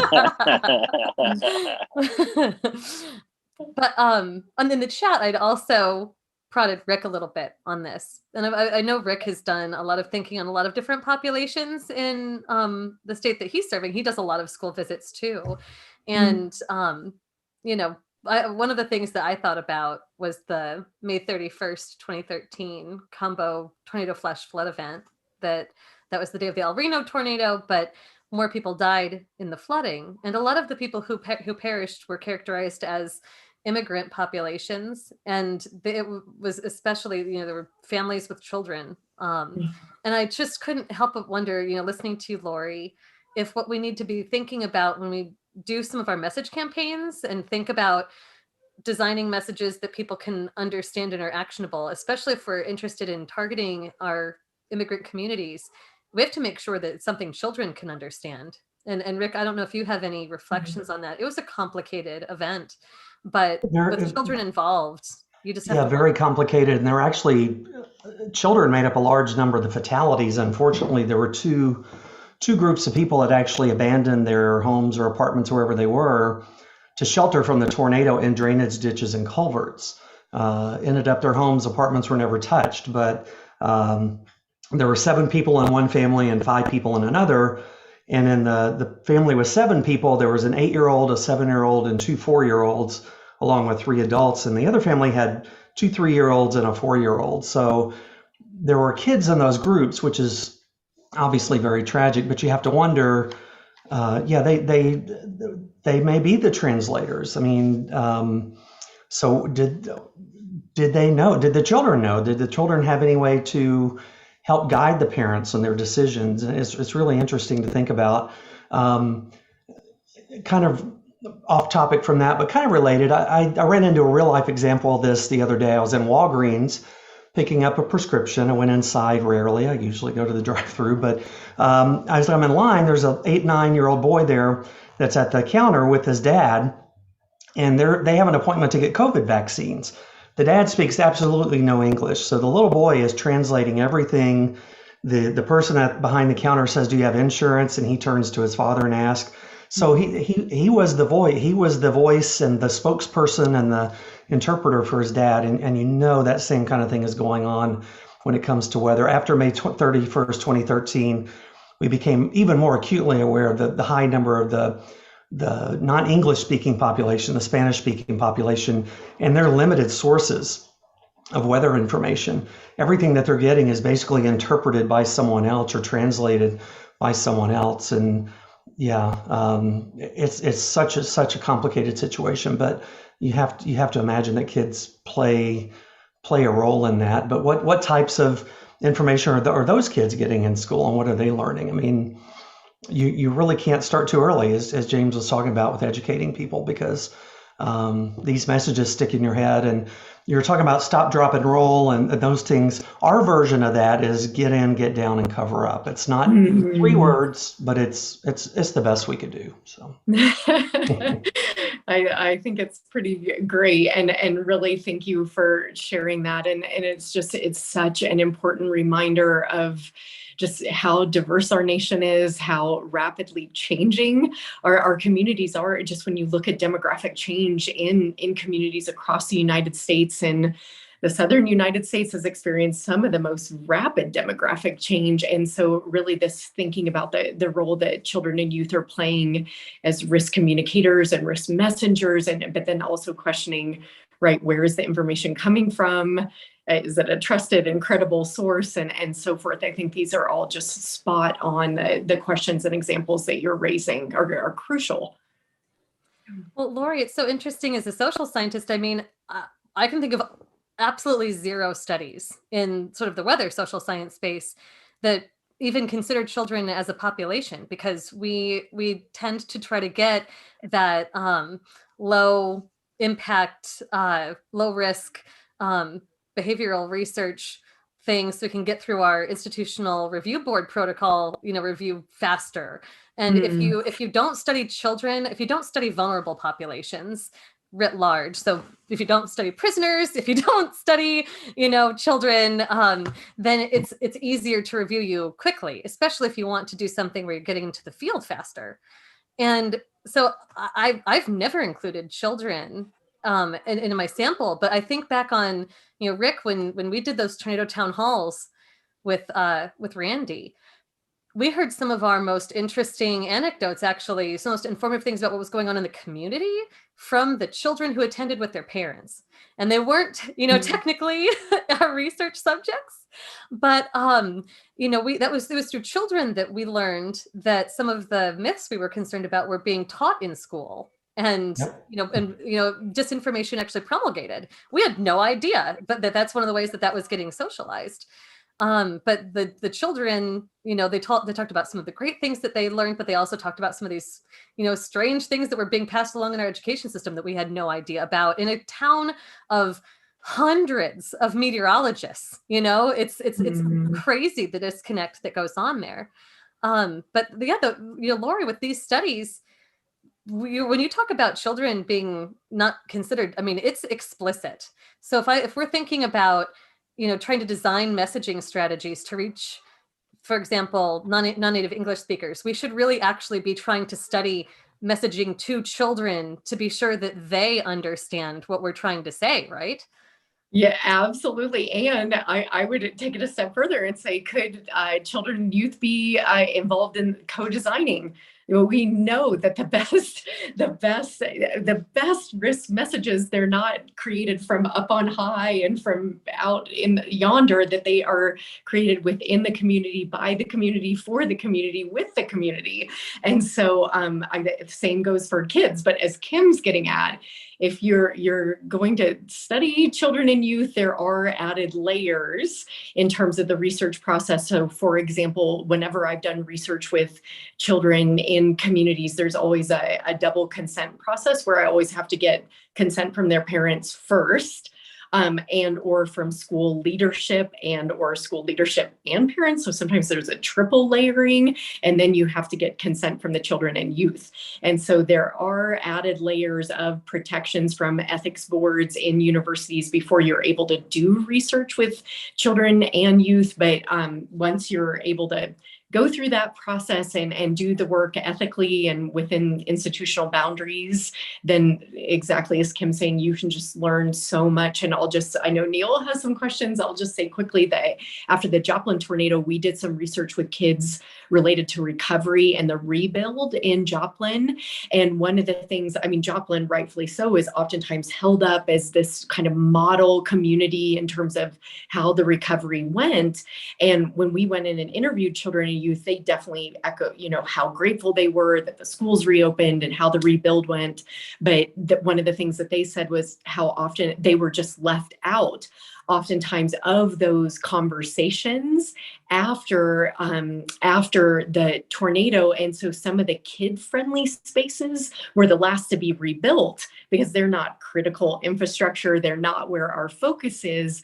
But for kids' recovery, and to Kim's earlier point about their emotional coping and so forth, they really it would have really helped to have had more focus on those spaces. But you've got to listen to kids. You've got to bring them into the conversation so you can hear what their needs are and what their desires are, so you can learn from them. And so that's sort of, it's an added layer of work with research, but I think it's so worth it, because otherwise we're overlooking a fourth of our population if we're not taking the time to really learn from kids. So yeah, Neil, what are your thoughts on? I've got some questions on some studies, but I did want to, you'll find this somewhat entertaining. My first grader came home and they had this worksheet, and the worksheet was taking little pictures of things like dogs and rocking chairs and putting them into what is science and what isn't science. And he put a rain cloud in the category of what is not science. And I said,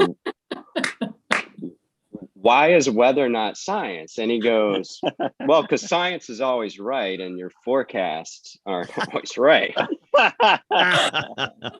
And I didn't want to dive into it. I know. I was like, let me explain probabilistic guidance.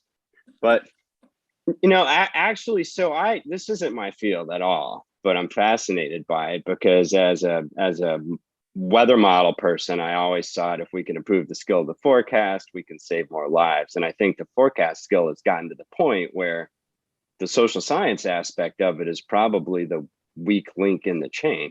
Mm-hmm. And so I was reading some of your papers, and a couple things stood out to me. One of them was a lot of the papers that are cited are, from my perspective, relatively recent. And a question that I had was that, inequity, inequality, that's nothing new.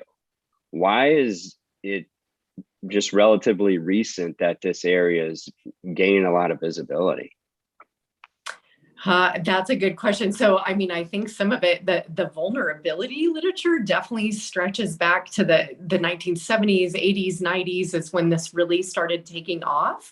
But I think the conversation about equity and bringing that equity piece. So what do we do once the vulnerability is revealed? I think the conversation around equity is, and using that language around equity and trying, I think that is more recent, but I think that the vulnerability literature, that definitely stretches back decades for sure. That's a really good question. See, in my field, going back to the 1800s is what we would call old. But one of the papers that you wrote that I thought was incredibly fascinating was a study on what these social scientists are studying. So what methods do social scientists use? And I thought this was pretty interesting because there was a lot of talk in there about qualitative content analysis. And this, to me, how do you work with qualitative information? Is that, I would imagine that's tricky. Yes, absolutely. So first of all, thank you for reading my papers. And second, so the paper that Neil is referring to, so this comes back to Kim at the beginning was talking about, we have this social science extreme events research network, and we actually have 1,420 social scientists now who are in this network. And I worked with my team here at the Hazard Center. We actually analyzed the data on the social science extreme events research network so we could understand who they are, what types of things they study, what methods do social scientists use, and so forth. And in part, I'm going to bring this full circle, Neil, to your point about, is social science kind of the weak link in terms of as the modeling and the forecast capabilities as that has all improved. So to such a great level, where are we at with the social science connection? So I'm going to bring this full circle, but in the paper that Neil's referring to, we were looking at the different methods that social scientists use, quantitative and qualitative. And so Neil's specific question about qualitative work, how do we, in most simple terms, when we're talking about quantitative, we're using statistics, looking at numbers and patterns. When we're using qualitative, we're looking at words and pictures and narratives to try to understand oftentimes people's experiences and their lived realities. And so this is one of the challenges I think that happens, Neil, when we are trying to combine, when we're really trying to do deep interdisciplinary work, is that sometimes we have over here, we have quantitative modelers, right? And then over here, we might have qualitative social scientists. And so we're working with numbers and we're working with words. We're both seeing patterns in our data, but then at the end of the day, if we need to have numbers to make our models work, but if we're working with qualitative information over here, how do we bring in the stories and the context and the complexity of our social world that we know is out there without flattening it so completely? Where, how do we keep that complexity and that richness and that diversity? How do we keep that alive? And also, how do we make our models work? And so that really has been one of the challenges over the years of bringing together not just different disciplines and different languages and different histories and epistemologies, but it's also how do we literally bring together radically different methodological approaches. And I think just to bring this full circle to what you're saying, I think that's been one of the challenges over the years of how do we really work together and honor what the different disciplines are bringing into the table and bringing into the room, and how do we keep those strengths and how do we bring them together for a stronger whole. And I think that's where this collaborative possibility between the social science and meteorology community where we're at right now, and I think that's a really exciting moment. I've got one more question on, it's actually on that study. There's another data point in there that I found really fascinating. And that was, you had done an interview across, I guess, globally. And I think it was around 70% of the researchers were US based. Why is that? Why is the US leading the charge in this, or are the other countries just not tracking it, or is it not a thing over there? Why is the US so dominant here? That is a good question. One of the things we were trying to do with our social science network, we're trying to, for decades, people have been calling to learn more about the composition of the social science hazards and disaster research community, so we can understand more about the demographic composition, the number of women and racial and ethnic minorities and sociologists and anthropologists, so we can understand the state of the field and the diversity of the field. And so what we were trying to do in part with this analysis of the network was to understand more about who are the social scientists who study hazards and disasters.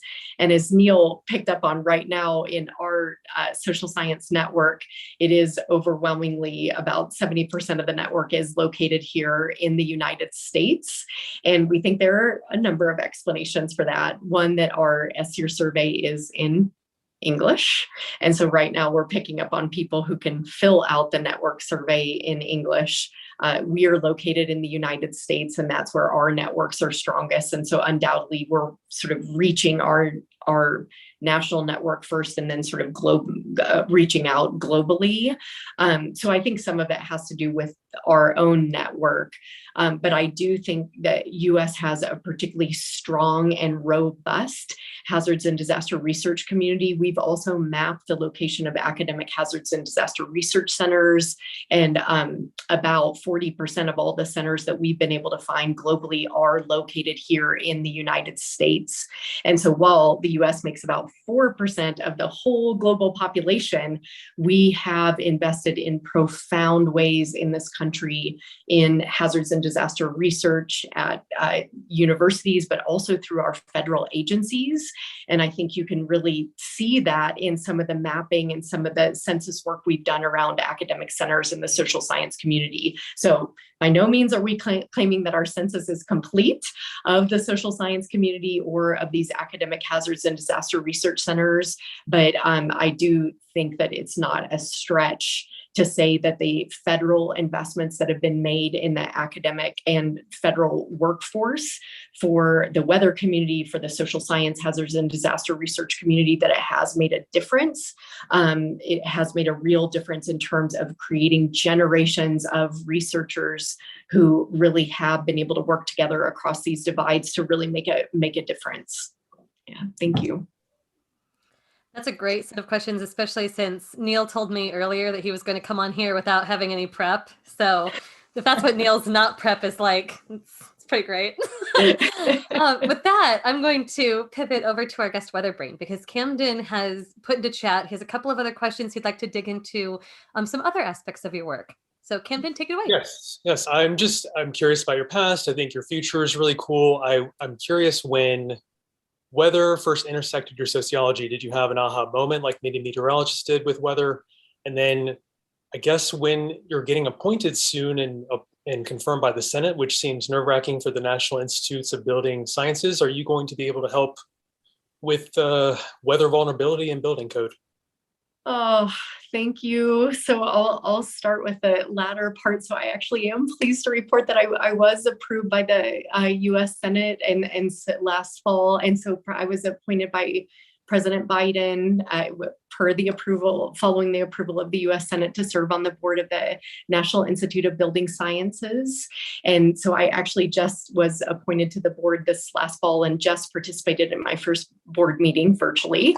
And so that's just been a great honor. And I think that I'm the first social scientist who's ever been appointed to serve on the National Institute of Building Sciences. And so of course, people automatically said, why on earth would a social scientist be on the National Institute of Building Sciences?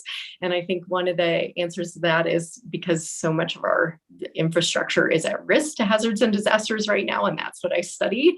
But even more than that, we know we spend about 90% of our lives inside of buildings.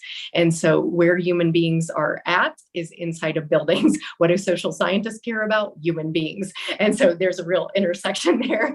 And so I do hope that bringing that social science perspective, and one of on the National Institute of Building Sciences, there are 6 presidential appointees, and then there are 15 people who are elected by the building science community. But the 6 presidential appointees, we are appointed to serve the public interest. And so we really are on there, to the end of your question about building codes and standards. We are there to try to ensure that the decisions that are being made are for the benefit of the people of this nation, and to ensure their health, safety, and well-being.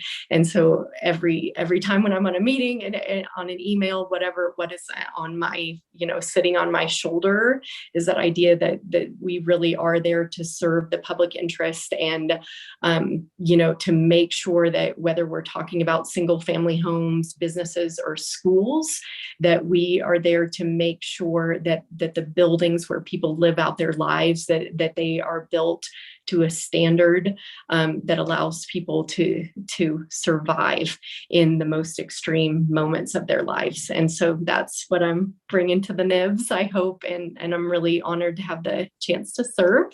And so I'll take the second part of the question, and then to the first part of the question. I don't know if we were going way back of my own past, but since I'm with WeatherBrains, I would love to share this story that I was born and raised in Kansas, and my parents still run the farm in eastern Kansas, Waverly, Kansas, where I grew up. And my 3 brothers and their families all still live in eastern Kansas as well.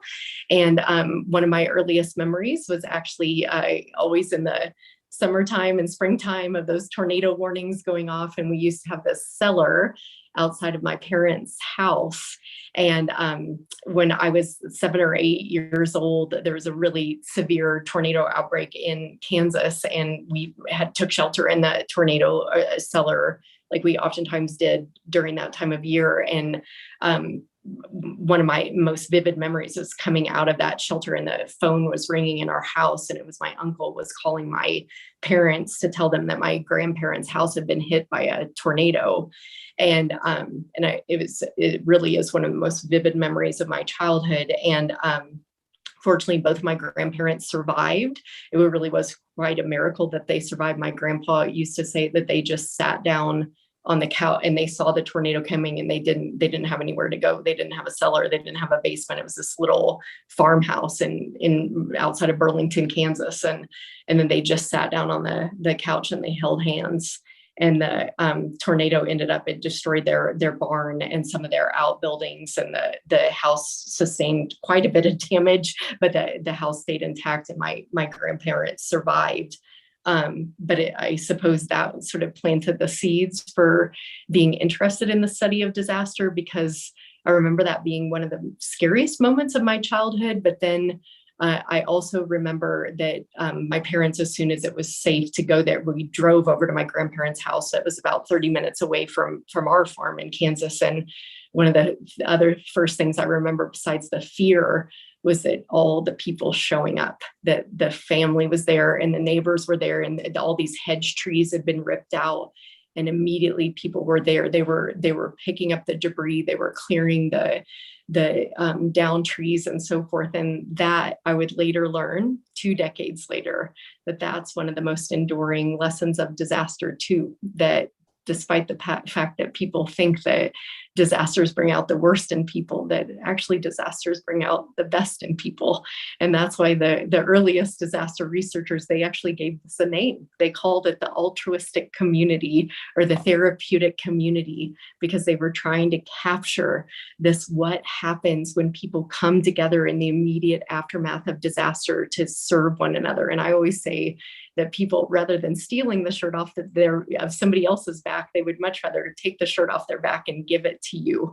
And so that idea of the altruistic community and the therapeutic community, it was one of the first papers that I ever read in the sociology of disasters. And Neil, it was written in the 1950s, which seemed very old to me, because that's when, sociology of disaster took off. But now I know 1800s is old, not the 1950s.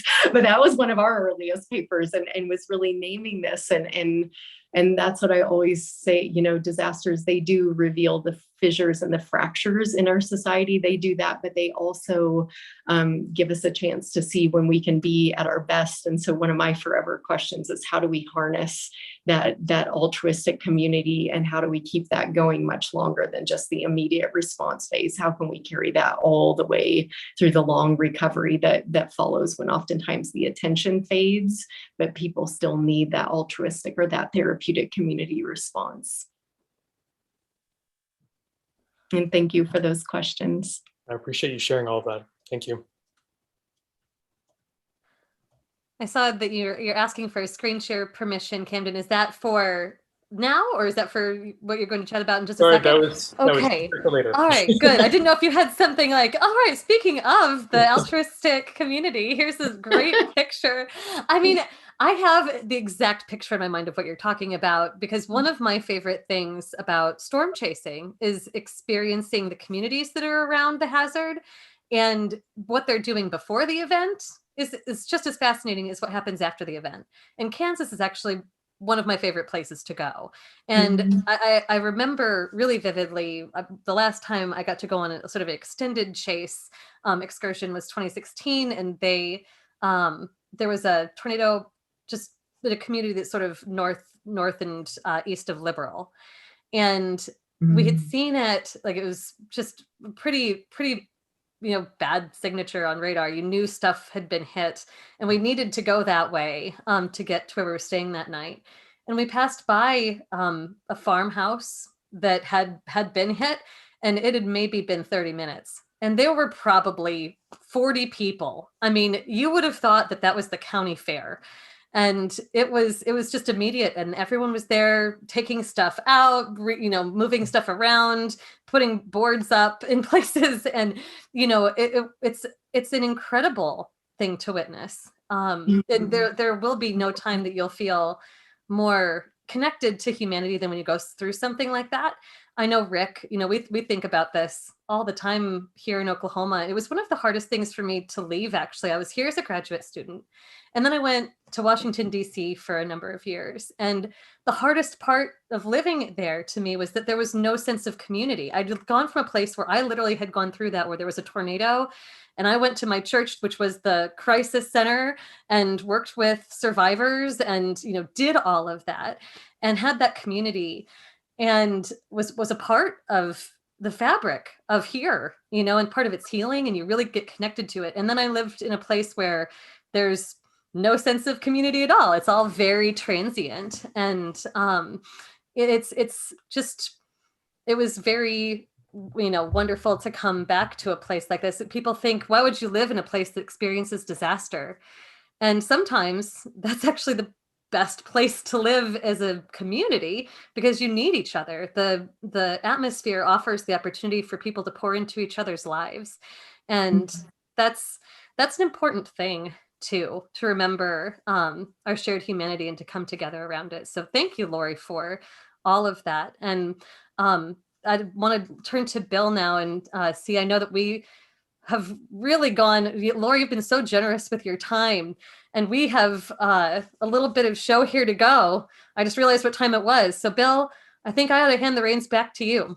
Well, Lori, this is like Lay's potato chips. I knew we wouldn't be able to just have you for an hour. So thank you for staying the extra time. Any of the panelists got any questions or anything for Lori before we break to let her go back to living her life and go to the recorded segments? Well, if not, James, you always ask the hard questions. So you ask the final one or two, and we'll take it to the recorded segments and talk. No. I've already become unhinged. I'm not going to do that again. James Spann Unplugged. Before you go, Lori, if anybody would like to get in touch with you or follow you, or are you on social media, or what's the best way to do that? Thank you for asking that. I would love it if anyone's on here, if you would go to the Hazard Center website. It's hazards.colorado.edu, and we have Twitter, Facebook, YouTube, all the good things. And so I would love it if you would join us through the Natural Hazard Center. We have lots of resources and lots of materials up there, and social media and all of that good stuff. And so that's where I would send people, and you can find me on the Natural Hazard Center website as well. So and everybody go there and hit the follow button, okay? Because it sounds like and I'm going to do that when the show is over. So Lori, thank you so much for your time. I know you're busy. We really appreciate it. You were great tonight. Thank you so much.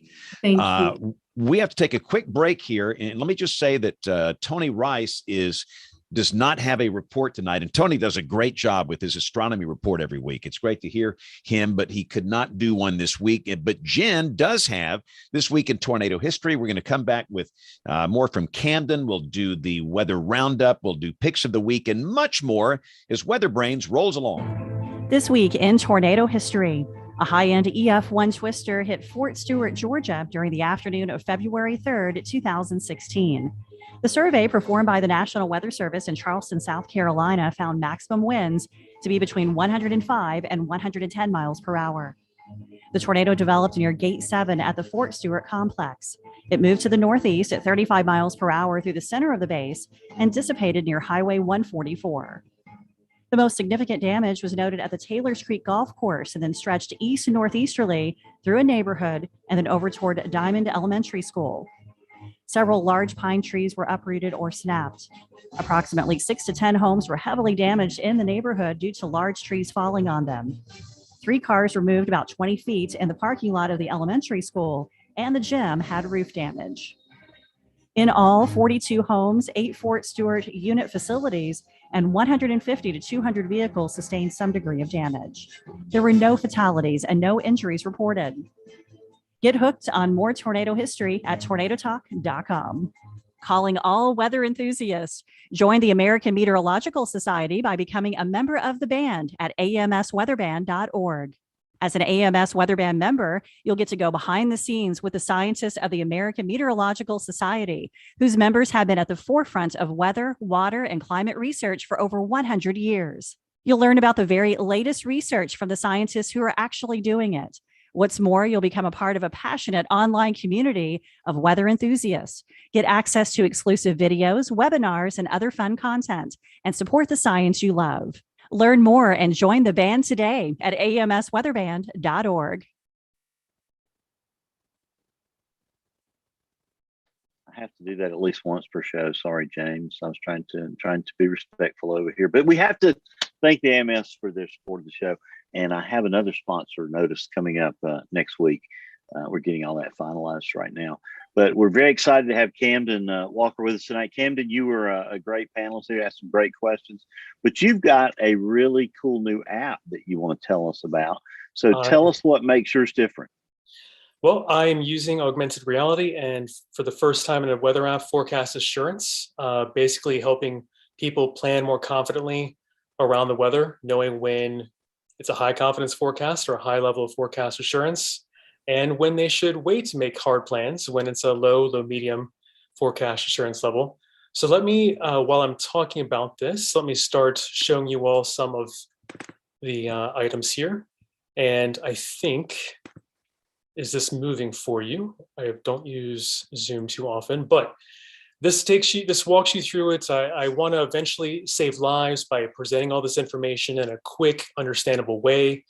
I use many user interface ideas behind it using augmented reality with rain, snow, clouds, thunderstorms. Soon I'll put in some tornado aspects so that people know in a three-dimensional immersive way what the weather is around them, even without going outside.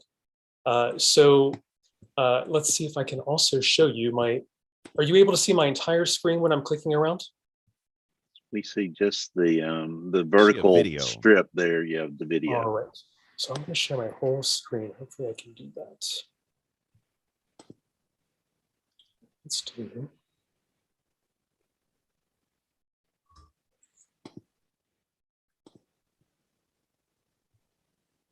And so Camden, describe what you're showing us. So our audio only listeners, I know we have the audio will feel engaged. Yeah. So hopefully now this shows you more options here. We've got a deeper dive in your current conditions on my app. It defaults to the feels like conditions so that you can immediately sense what it's going to be like outside with the heat index or with the wind chill.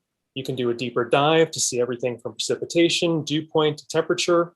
And it welcomes you immediately. There's a wizard in my weather app to help you realize this is hyper-local forecasting for 10 days in the future.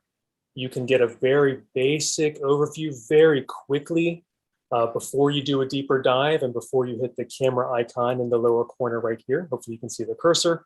That's where you activate the augmented reality. And of course, I have radar, and my prized possession is using probabilistic data to give you the forecast assurance levels here. So let me bring that back up. If I've maximized my screen, there's some augmented reality for you in the room. And then here is my forecast assurance showing you medium, low, medium, and low later into the future. So that really helps people plan better and more quickly and effectively, realizing a lot could go wrong with the forecast when there's low or low medium, and very little might go wrong when there's a high or medium high forecast assurance. So hopefully, once people realize that I'm not just an app that presents you a number and asks you to trust them without showing you what could go wrong or right under the hood, I want people to come back to my app, to trust me, to eventually see my new features that will be more life-saving, where I expand the augmented reality. I can't wait to build out into the metaverse. I have actually the platform ready to go for all of these new Web 2.0, Web 3.0 interfaces that are going to be the future of how we interact with information. So between the trust aspect with my forecast assurance, between the easily understandable augmented reality and user interface that's pretty simple, I'm hoping that people can realize that there's an app out there that really gives them a deeper dive into the weather. If they want all the data hour by hour, they can go into it and see the forecast assurance. They can see precipitation, dew point by the hour, the feels like temperature by the hour, and the UV, you name it, it's all there. So Camden, you're presenting data there in the forecast. Is this from the MDFD, or what source are you using? Is it? I shopped for about 37 different providers of data. I was a little disappointed, shall we say, that the public data options were not very robust and user or developer friendly, but I chose IBM data at the end of the day, at the end of my months of research. Yep. Now, do they have the uncertainty factor built into their equation, or are you introducing that? I am introducing that. It's my secret sauce. Aha, there's the proprietary information. Jacobs, we knew we'd find it. So that's really cool. And so you're getting all your data from IBM, forecast data, radar, all that sort of stuff. Exactly. You got it. Outstanding. So what are I know the app is free. What are the pay per play options that you can add to it? So totally free right now. You can go ad free for subscriptions for 1 month up to 1 year.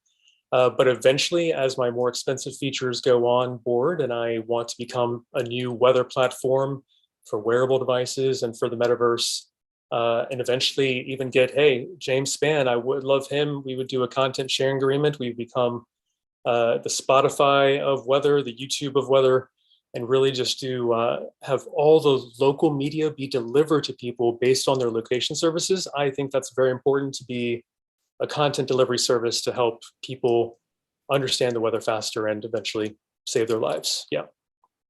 So Camden, anything else you want to tell us? I know you got the QR codes on the screen. How can folks find it in the Google Play Store and the Apple?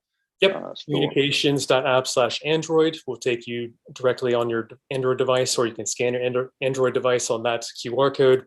And then communications.app/Apple takes you directly to the iOS store. And I really appreciate your time on this. And I know I've gone back many NWAs just before the pandemic, really trying to get this shopped around with my peers, with you, Bill, and everyone at NWA. So this is finally happening, and I really appreciate the opportunity here. And I think it's an exciting time to be in weather and to use augmented reality to help people understand it more quickly, more efficiently. And that's how you make decisions quicker and save your life. It's great. Well, that's fantastic. I know, you're part of the Capital Weather Gang there in Washington, which is one of the best go-to sources in the country for weather. Now that we're, building a hotel in suburban DC, I was surprised. My wife was like, immediately, have you checked with the CWG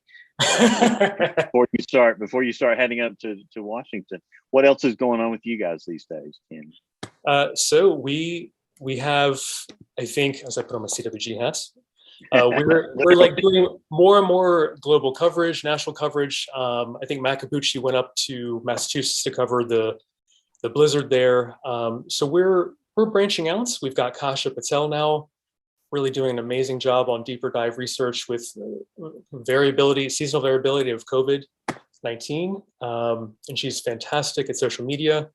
I think Capital Weather is what inspired my app, actually, because we have always been trying for years and years. We were one of the first people to introduce the confidence behind the forecast in the 2000s. And that's our attempt at getting trust from our audience. And that's very important to me as a meteorologist and as an engagement lead. But if you make your content, whether it be an app or whether it be written on a blog form or a video broadcast, what have you, radio even, and the podcast, people listening, if you make it engaging, it offers an opportunity to be in their lives and to really deliver important messages like we're talking about tonight on this episode. It really offers an opportunity when the tough times happen, you can save their lives. So I think it's an ongoing journey for all of us. And Capital Weather Gang, of course, we are speaking for Jason and crew. We're just very pleased to be an ongoing part of the weather enterprise community for sure. So I'm playing with this thing now. See, I mean, this is a total distraction from the show. This is cool. So I downloaded the app. I've got it loaded now. So I'll be playing with that this week. That's cool. I love it. All right. So great. And again, I will be playing with this on a daily basis. I love new weather apps to play with. So let's do a quick weather roundup. And again, we'll do the email. We'll do a double email segment next week when Jen is back. But let's do a weather roundup, and then we'll do picks of the week. And so again, we kind of talked about it, but we got a pretty significant winter storm that's going to be coming out of Oklahoma and Kansas, moving out through Missouri and Illinois, Indiana. So Rick, you're kind of and Troy, you guys are the genesis of this. Kim, what do you think? What's ahead for our friends in the central U.S. with this thing? If you hear Jurassic Park sounds, that we're fostering two puppies and they're awake and wrestling. They're not killing each other, I promise. No, we're expecting a pretty significant winter storm to impact parts of Oklahoma. There's still questions, as there always are. It's never a clear-cut forecast here. But it looks like starting during the day Wednesday, continuing Wednesday night into Thursday. Concerned about just about everything. Some locally heavy snow in places, some ice in places. I think we talked about the interstate corridors earlier, and of course ours is I-44, and it looks like either side of that there's a potential for the cooling of the layer in the atmosphere to get fast enough and deep enough to change us all to all snow. So we're worried about a more prolonged period of freezing rain, which could cause some ice accumulation. People are pretty traumatized, and rightfully so, after a big ice storm back in October of 2020 that was hugely impactful, and another winter storm in February of last year. So lots of questions. So we've been doing lots of briefings and conference calls and things like that today.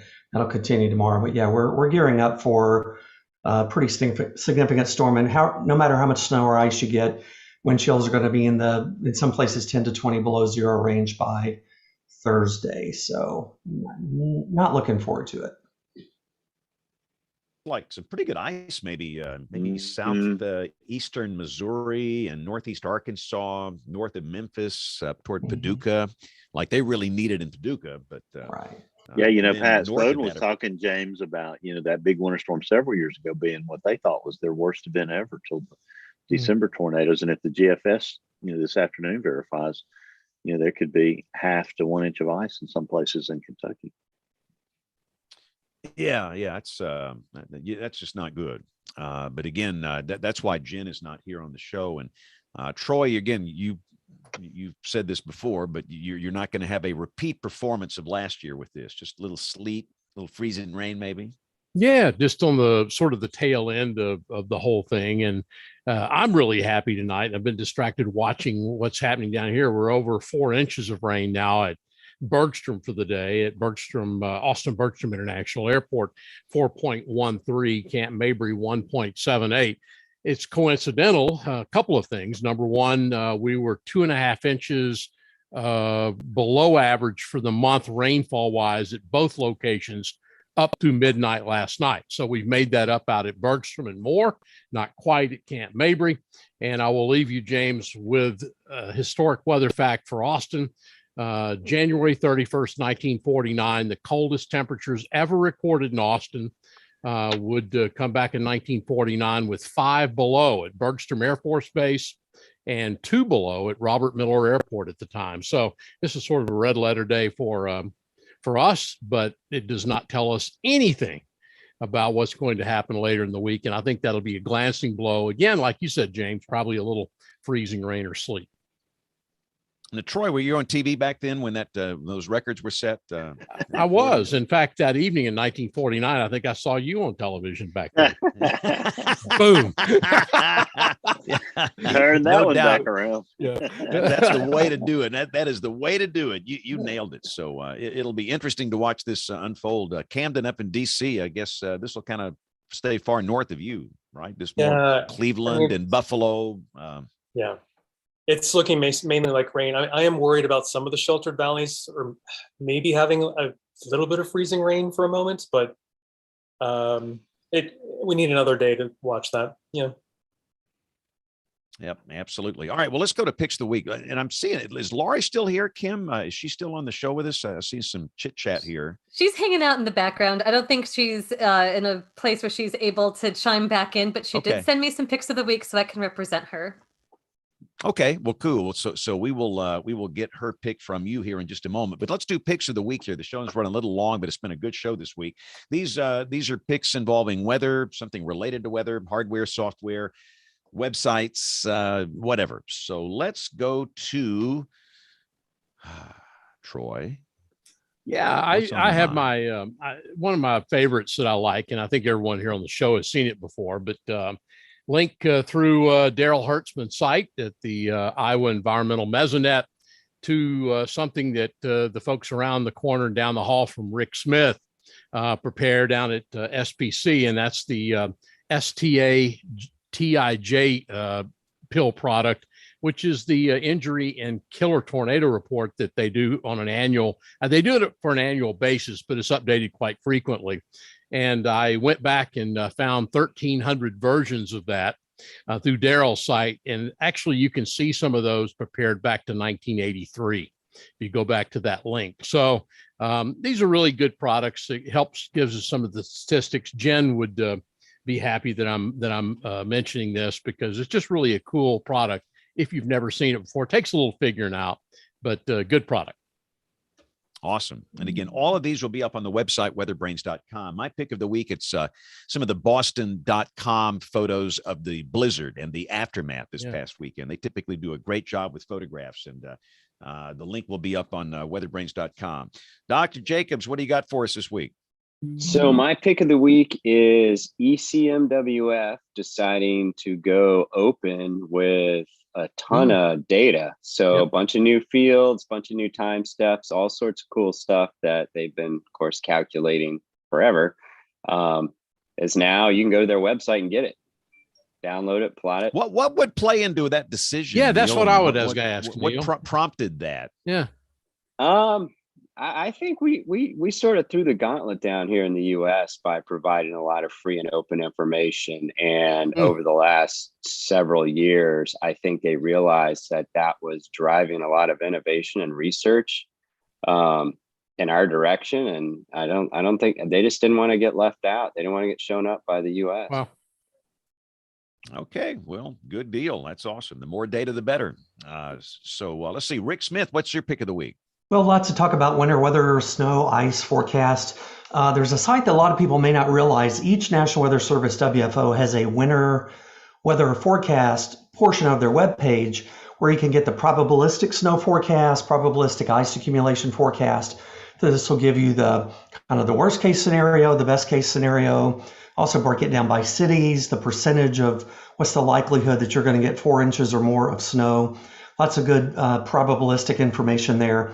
I think the link in the show notes will have our office identifier in it, but you can take any Weather Service office URL and put /winter at the end of it, and that'll take you to that page for that office. So lots of interesting stuff on our version of it tonight, because we've got a lot of snow and ice in the forecast.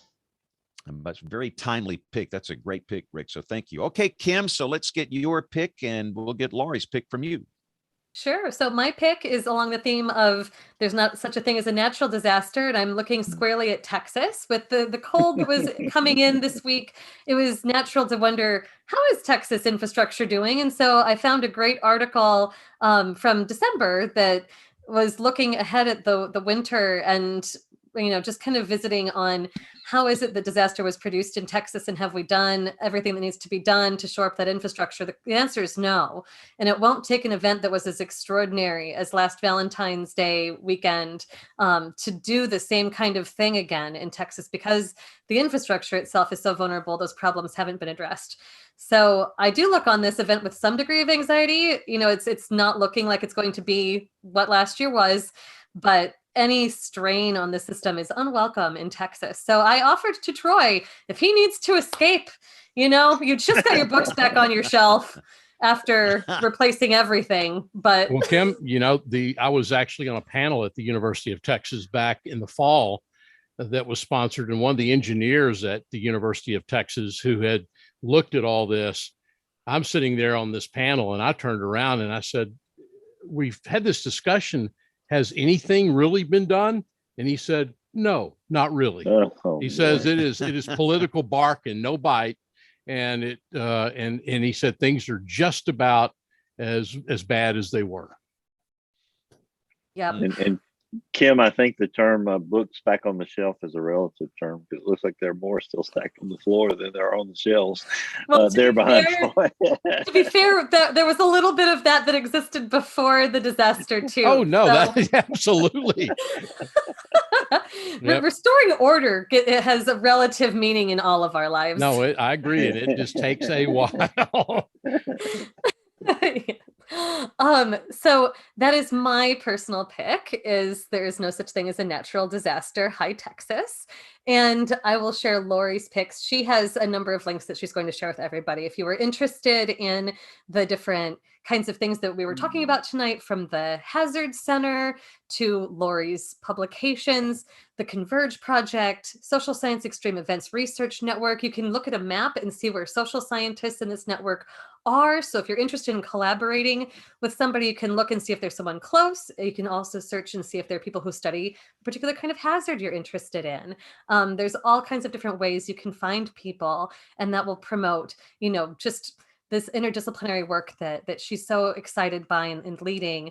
And she also has some links she'll provide to us about the books she's written. If you were interested in the children of Katrina and other topics like displaced life in the Katrina diaspora and learning from Katrina, she has wonderful books that explore those topics. So I'll post all of those links.